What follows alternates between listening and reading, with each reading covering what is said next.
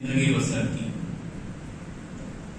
نبوت سے پہلے 40 سال اور نبوت کے بعد 13 سال، کل 53 سال اللہ کے نبی صلی اللہ علیہ وسلم مکہ مکرمہ میں رہے۔ اور ظاہر ہے کہ ان 53 سالہ اس پورے 53 سالہ دور میں اجتماعیت کا نظم نہیں تھا۔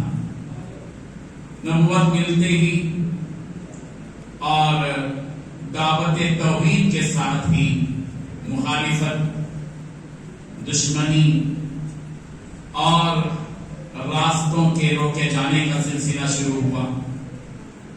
پیارے پیغمبر صلی اللہ علیہ وسلم نے لوگوں کو ایک اللہ کی طرف بلایا اور مشرکوں کی بت پرستی انہیں اپنے دین کو چھوڑنے نہیں دے پا رہی تھی، اور وہ لوگ پیغمبر کے اس پیغام کو روکنے اور ختم کرنے کے در پہ تھے۔ اس لیے دین اسلام کا کوئی اجتماعی کام مکی زندگی میں نہیں ہو سکتا۔ اختلاف انتشار تھا، ایک ساتھ جمنے کی اور جم کر کوئی کام کرنے کی ہمت نہیں تھی، جرأت نہیں تھی، مواقع نہیں تھے، رکاوٹیں ہی رکاوٹیں تھیں۔ تو اللہ تبارک و تعالیٰ نے پیارے پیغمبر صلی اللہ علیہ وسلم کو حکم دیا کہ آپ کے اپنے ماننے والوں کو رخصت کریں مدینہ منورہ۔ اللہ کی زمین کشادہ ہے، دین صرف مکے کی سرزمین کا محتاج نہیں ہے۔ ہم اس دین کو پروان چڑھانے کے لیے اور اس پیغام کو عام کرنے کے لیے آپ کو ایک نئی سرزمین دے رہے ہیں، اور وہ سرزمین مدینہ منورہ ہے۔ آپ بھیجتے رہیے، ایک دو کر کے صحابہ کرام مدینہ منورہ کی طرف روانہ ہو گئے۔ بالآخر اللہ تبارک و تعالیٰ نے سرکار دو عالم صلی اللہ علیہ وسلم کو بھی حکم دیا کہ آپ بھی ہجرت کریں، اور سرکار دو عالم صلی اللہ علیہ وسلم نے حضرت بکر کو روک رکھا تھا۔ حضرت بکر صدیق رضی اللہ عنہ آپ کے رفیق سفر بنے، اور یہ سفر مکہ مکرمہ سے مدینہ منورہ کی طرف ہوا، اور اللہ کا منصوبہ اور یہ ارادہ تھا کہ دین اسلام کی ایک تصویر بنے، ایک شکل بنے، اور سارے ہی مسلمان یکجا ہوں، اجتماعیت والی زندگی گزاریں، افتراق اور انتشار کے بجائے سب مل کر ایک دوسرے کے ساتھ رہیں، اور قیامت تک کے انسانوں کے لیے ایک مثال اور ایک ڈیزائن مل جائے کہ مسلمانوں کو اپنی زندگی کیسے بسر کرنی چاہیے۔ اسی لیے اللہ تبارک و تعالیٰ نے مدینہ منورہ کی ایک سرزمین کو پلیٹ فارم بنایا۔ اللہ کے نبی صلی اللہ علیہ وسلم مدینہ منورہ تشریف لائے۔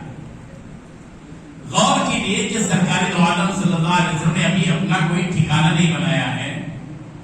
مدینہ منورہ کے ابتدائی مراحل میں سرکار ہیں، ابتدائی بستیوں سے گزر رہے ہیں، اور راستے ہی میں سرکار کا قیام ہوا ہے کچھ دن کے لیے، تقریباً 8 دن کا زمانہ ہے۔ اس مختصر سے عرصے میں پیارے پیغمبر صلی اللہ علیہ وسلم نے جو اہم ترین کام کیا وہ مسجد کی تعمیر کا تھا۔ مکہ مکرمہ میں تو چھپ چھپا کر دین اسلام پر عمل کرنا تھا۔ دار ارقم میں بیٹھ کر صحابہ سرکار کے ساتھ دینی تعلیم حاصل کرتے تھے، چھپ چھپا کر۔ علانیہ کوئی دین کا کام کرنا کسی کے بس کی بات نہیں تھی۔ اللہ تبارک و تعالیٰ نے مدینہ منورہ کی سرزمین دی، اور سرکار سب سے پہلے گویا سفر کے دوران اللہ کے نبی نے جو سب سے پہلا کام کیا وہ مسجد قباء کی تعمیر کا تھا۔ اس سے خود اندازہ ہوتا ہے کہ مسلم معاشرے میں، اسلامی معاشرے میں، اسلامی تہذیب میں مسجد کی کس قدر اہمیت ہے۔ جبکہ آدمی جب نئی جگہ پہنچتا ہے تو پہلے وہاں اپنا ایک ٹھکانہ ہو، رہنے کی جگہ ہو، باقی ساری سہولیات ہوں، پھر بعد میں دیکھا جائے گا، موقع ہو تو کوئی اجتماعی کام کیا جائے گا۔ لیکن اللہ کے نبی صلی اللہ علیہ وسلم نے ساری امت کے افراد کو بتایا کہ دیکھو، اجتماعیت کے لیے مسجد کی ضرورت ہوتی ہے۔ کوئی اجتماعی کام مسجد کے تصور کے بغیر تم کر نہیں پاؤ گے. یہ سرکار کی بنائی ہوئی تاریخ ہے. اور اللہ کے نبی صلی اللہ علیہ وسلم پھر اس کے بعد چلے اور مدینہ منورہ ٹھیک مدینہ منورہ پر پہنچے. قلب شہر میں سرکار پہنچے اور اللہ کے پیارے پیغمبر صلی اللہ علیہ وسلم نے کوئی اجتماعی کام سب سے پہلے انجام نہیں دیا سوائے یہ کہ سب سے پہلے سرکار نے مسجد نبوی کی تعمیر فرمائی. اور خود اللہ کے پیارے پیغمبر صلی اللہ علیہ وسلم شریف نے اپنی شرکت فرمائی. خود سرکار دو عالم صلی اللہ علیہ وسلم نے تعاون کیا, صحابہ کرام نے اس میں تعاون کیا. بہت چھوٹی سی ایک مسجد, کچی سی مسجد تعمیر ہوئی اس زمانے کے اعتبار سے. اور پھر مسجد نبوی کے بن جانے کے بعد اللہ کے نبی صلی اللہ علیہ وسلم نے ایک ماڈل دیا, ایک نمونہ دیا امت کو کہ مسجد کسے کہتے ہیں. ہمارے ہاں ایک رواج بن گیا ہمارے ملک ہندوستان میں اور ادھر کے ممالک میں کہ مسجد کا ایک خاص تصور لوگوں نے دیا اور ایک امیج بنایا انہوں نے کہ مسجد کا معنی یہ ہے کہ فجر کی نماز کے لیے اذان کوئی دے گا, لوگ جمع ہوں گے, امام آگے بڑھے گا, نماز پڑھائی جائے گی, نماز کے بعد مسجد کو مکفل کر دیا جائے گا. پھر اس کے بعد ظہر تک مسجد میں کسی کے داخلے کی اجازت نہیں ہوگی.